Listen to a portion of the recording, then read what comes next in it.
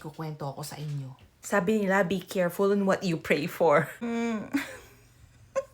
Parang gusto ko na siyang pagsisihan yung desisyon ko, girl.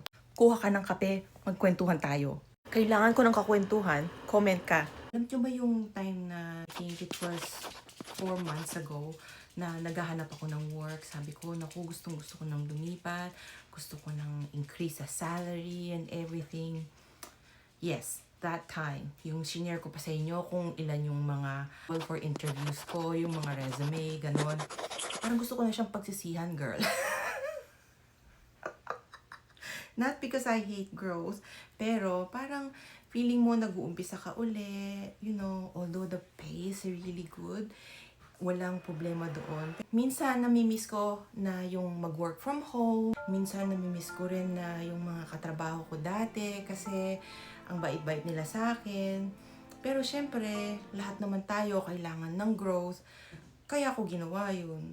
Pero kung halimbawa kayo nandito sa kalagayan ko na naghahanap kayo ng work dati, tapos nakahanap kayo, tapos medyo pinagsisisihan nyo na, well, hindi kayo nag-iisa. I guess yun ang yun ang downside ng growth. Tapos ngayon, dahil may gusto akong ibang gawin, like I would like to venture into selling sa Amazon, na I will develop a product. Ngayong inuumpisahan ko yun, parang feeling ko dahil hindi na ako nag-work from home, hindi ko siya matutukan ba? Yun. Yun ang rant ko today. Kasalanan ko rin siguro kasi medyo may pagka-maligalig ako.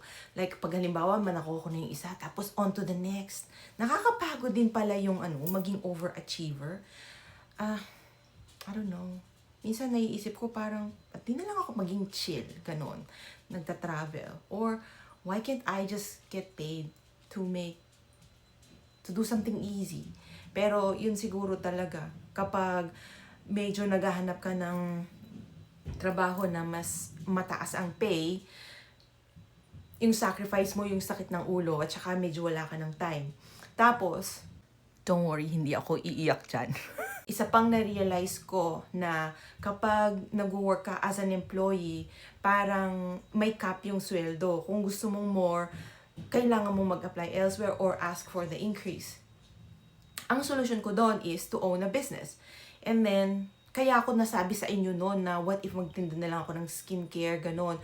Para sa mahiyain kung ano-anong naiisip ko. It's coming from that na parang na-realize ko, you know, we went to school all these years na maging architect like me, or siguro kayo, nurse, doctor, and all that, a lawyer. Ikaw ba? Anong iniisip mo ngayon?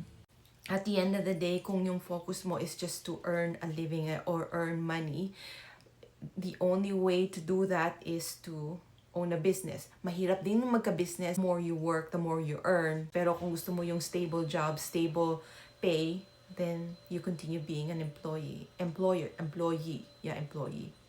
Kwentuhan mo ko, kailangan ko ng kausap.